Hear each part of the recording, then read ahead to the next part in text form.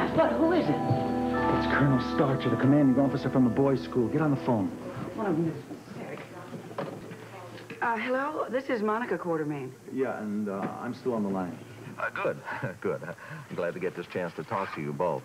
I was wondering if you had heard from Alan Jr. in the last day or so. Well, I'm afraid that letter writing is not something that my boys do best. No, we haven't. Well, actually, I wasn't thinking of a letter so much as a phone call. No. No, he hasn't called either. Or shown up on your doorstep. Shown up? Wait a minute, what are you saying? Well, it seems Alan left a note on his bunk saying he was leaving and going home. He's gone? Now, just wait one moment. You're supposed to know where these boys are 24 hours a day. I don't believe this. I mean, how long has my son been missing? Well, now, missing is a very strong expression. As I said, he did leave a note about his plans. His plans? He's a 12-year-old boy. You're over 100 miles away. Anything could happen to him. Please, let's not lose our perspective here. Well, you will see my perspective in court because I plan on suing you and that ridiculous academy. Now, I've asked you, when did my son leave? Well, sometime during the night. Now, this is not the first time a cadet has choked up over midterm finals. Sometimes they've fallen behind and they just don't want to face the circumstances. Excuse me, wait just one moment. My son happens to be a straight-A student. You please forget about the grades. Where the hell is he? Now, not all the boys find military life as rewarding as most of us do. Now, if they'd had an undisciplined home life, and here suddenly they're forced to face the music. Wait, hold it right there. Now, are you going to blame us for his running away? No. Colonel, just cut the self-serving justifications. There is only one issue that we have right now, and that is the safety of our son. Now, if he was trying to come home, did you at least have the sense to check the bus station? My bet is he's hitchhiking. Look, people around here are used to the boys thumbing rides. And they give them rides all the time. You let my sons hitchhike anytime they feel like it? Look, now, we encourage independence and self-discipline at the academy. And sometimes independence always carries with it certain risks. Okay, all right, just a minute. Do you really think that Alan Jr. is all right? I'm certain of it. Look, he's a smart boy. At the moment, he's just probably scared to face any of us. But he's going to be just fine. But believe me, this has happened before, and we've never lost a cadet. Well, how is Jason? He's priceless, that boy. Top scholar in his class. They must have told you about the essay contest he just won. No, not yet. No, he hasn't. Well, he will. Bright as a penny, Jason is. Actually, they both are. Look, give this situation with Alan Jr. a little while to work itself out. Look, and try not to worry about him. I'll be in touch. I expect to hear from you before this afternoon is over. You got that? Roger, Wilco. Roger, Wilco. Military mind. How is Alan Jr. going to eat? He has practically no money, Monica. Yes, he does, Alan. We send him an allowance every month. He doesn't have anything to spend it on up there. But I think we should call the police, don't you? They don't look for runaways to start with. I think the only thing we can do is try and be patient. Patient? I am going to be crazy until I know where my son is. Yes, so am I. But I'll tell you something. When that boy gets home, I've got a word or two for him. Well, that'll be a lovely homecoming for him. It'll be great, Alan. Just great. Something wrong with that Danish? No, I just wasn't hungry. You want it? Nah. No, maybe I just have a bite here. You worried about Steve Hardy? Oh, I was just replaying that operation in my head. There was a moment when I was right down there next to that nerve that I hesitated. You think you nicked something? I don't know. I felt good about it. What do you think? Looked fine to me. I didn't see any problems. Removed the damaged tissue, took care of the herniation. I shouldn't see any problems. Yeah. Well, I guess we'll know when we know, won't we? Mm-hmm. I'm gonna go check on him right after lunch. You wanna go? Yeah, I'll be there. Great. Hey, Tony. I'll see you in a couple hours. Patrick, I need to talk to you just for a second, if you don't mind. Walt! Yes. Just the man I wanted to see. Wait a minute, I thought you wanted to see me. Well, actually, I need both of you. Okay. You two don't know it, but you have been assigned an impossible mission. If you should choose to accept this mission, Black ties and tuxedos will be required, and you will be rewarded lavishly with champagne toast. And if we decline this mission? Exile and banishment. Who could turn down the job? I think he wants us to usher at his wedding. The man is clairvoyant. Oh, I don't know. I would be honored. Thank you. Me too. Congratulations. Thank you, thank you, thank you. Champagne, remember? Okay, champagne. Man, that's crazy. Hey, Hey, guess what? I'll bite what? Simone asked me to be a bridesmaid at her wedding. I'm so flattered. Irma Foster and I are going to go to the bride and groom shop this afternoon to get fitted for our dresses. Oh, great. I'll see you there. Tom just asked Walt and I to be ushers at his wedding, so I got to be fitted for a tux. You're kidding. That's great. Yeah. Where are you sitting? Oh, I'm just on my way out. Sorry. But I'll see you there.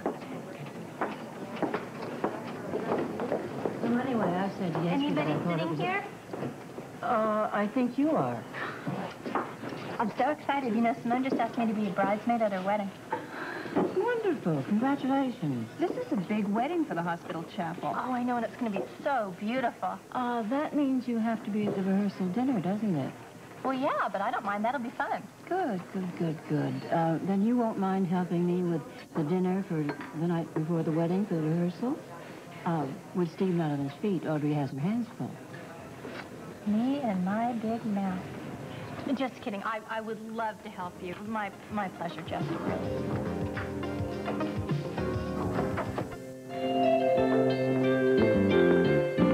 The mail's come, madam. Oh, thank you, Jennings. I'll take it. You? Would you like some more tea? Oh, I would. Thank you, Jennings. More tea, Lila? No, thank you. Is anything wrong? Well, I hope it isn't. Will that be all, madam? Yes, thank you, Jennings.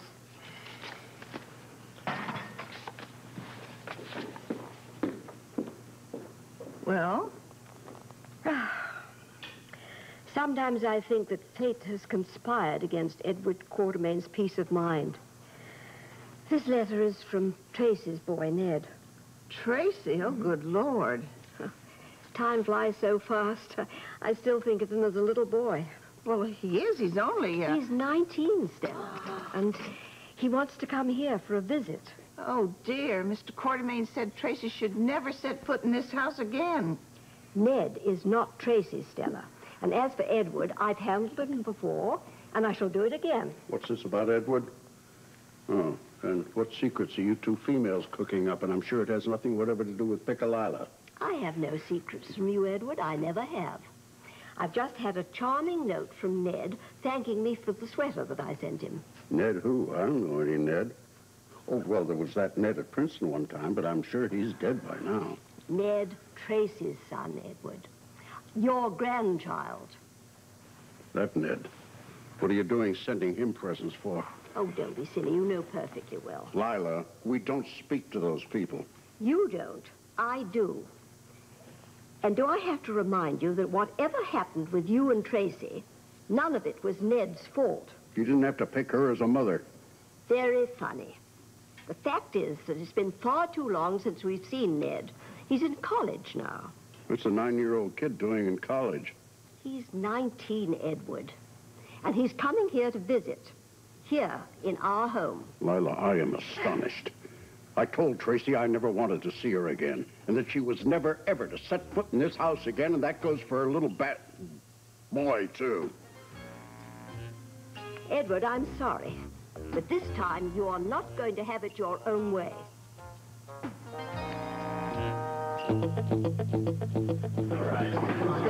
You got the wrong paper, man. Let me go. Listen, you're going to be here for a little while, so just take it easy, huh? Yeah. Okay? I'm going to see the whole town. Fine, you do that. Oh, yeah, I will do that. Yeah, why don't you just listen to me?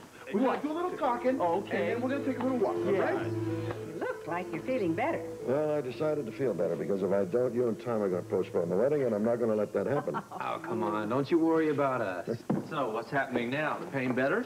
Either that or I've gotten used to it. Yes, the pain is less. Great. Hey, you look good. Huh? A little bit better color there, don't you think, Audrey? Oh, yes, I do indeed. I certainly feel that, Tony. Well, I know you can. The response is not great, but it's 100% better than it was this morning.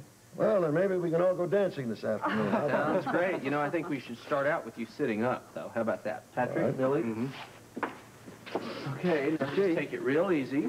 Feet over the edge, right? Feet over the edge. Swing them around. Wait a second. There's got to be something I can do to help here. Oh, you can help me later on. All right, I'll just stand back. How am I doing? Well, terrific to me. How's it feel? Like I'm sitting up on the edge of the bed with my feet hanging out. Great. Any pain, Dad? Well, the usual, nothing to be alarmed about. Why are we stopping? He really does want to go dancing. At least I want to stand on my feet. Come on, Dad. But should he, Tony? I don't think you should. I don't think you should push it. Just say that's enough for today. Why, if I feel fine doing it? Because feeling fine and being fine are two different things. Of all people, do you think I really want to jeopardize my own health and safety? If I can stand up, why not? If I can't, you could all help put me back to bed. How about Sounds that? completely fair to me. Really? Okay, anytime. Dr. Hardy? All I do is slide up. Yeah, and just keep your foot on your stool there and help yourself up. Yep, fine. It's right there. Yep. It's right there. Right there. General Hospital will continue in a moment. It's not exactly marathon running, but here I am. I can't tell you what a relief it is to see you standing there. It's great to be here. How does that feel, then? Like one of the happiest days of my life. Congratulations, Paul. I Oh, think you really no, pulled it no, off. now, don't count your chickens too fast. I think you should take a couple of steps. All right. Patrick, Millie? Well, we're just here for an insurance policy. No, let me do it alone, please.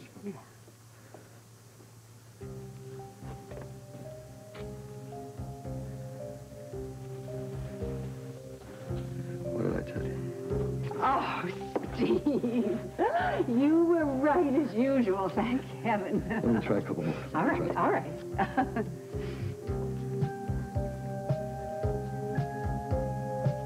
Oh! Steve! No, wait, just get him back in bed. Come on, Mom. It's okay. It's all right. It's okay. Come on here, Steve. Easy. Try to lift his feet up. So what is it, Steve? God, blinding. Bad shooting pain right up the back of my head. Except that's okay. What happened? Oh, it's all right. Listen up, see, Mom. when you have spinal surgery, head pain's a common after effect. It's because you have a small loss of spinal fluid. It's called a dural leak, and it is all right because, you see, the spinal fluid surrounds the brain. See, spinal fluid regenerates itself. It'll probably regenerate itself in a couple of hours, Audrey. Oh, good. Well, my dear, you were really walking. And barring some unforeseen circumstances, I think we're out of the woods. Yeah, but no skydiving, Dad. And no skateboarding. Well, here's the big question. Will I be able to walk Tom's wedding? Well, I don't know what the Vegas odds makers would say about it, but I say you have a great chance of standing up there with your son that day. I knew it. And when you want to start dancing again, I get the first one. You got that. You got it. Lila, you see how reasonable and calm I am? Maybe you're right. Maybe I shouldn't hold anything against Ned. But it's like that camel following his nose into the Arab's tent. Where the child goes, the mother's sure to follow. And I'm sure Tracy's going to look upon our inviting the kid here as some kind of a weakness on our part. Oh, Edward, I doubt if the boy knows anything about what happens between you two. Well, he knows what his mother told him, which in this case is Tracy being the tragic, misunderstood heroine. Tracy does have a flair for the dramatic. Well, you of all people should know what she's done. She lied, she cheated, she was unfaithful to her own husband, she damn near drove me into bankruptcy, and on top of that, she tried to murder... But Ned is another matter. I mean, he's our oldest grandchild, and we don't know anything about him. Message. Let's keep it that way. No, I won't. Oh, Edward, we don't have the luxury of time anymore. And it's so stupid to let an old grudge deprive us of the pleasure of knowing that boy. Who said it's going to be a pleasure? You can stay in your study when he's here. I mean, it doesn't make any difference to me if that's what you want. But I am writing to him and telling him that he is welcome to visit us any time he likes, whether you like it or not. I'll be a displaced person in my own home. Why don't you try practicing to smile sometimes, Edward? I mean, so that at least he'll have something happy to remember you about. Not likely. If only you could forgive your daughter. Forgive her after what she tried to do to me? Do you know she tried to kill me by withholding my heart medication? But you weren't having a heart attack. But she didn't know that, so it's the same thing as being guilty. Oh, The trouble is that you two are so alike, the little foxes. I don't want to talk anymore about Tracy. Oh, Ned can be trained to follow in your image, Edward. Oh, please give it a try.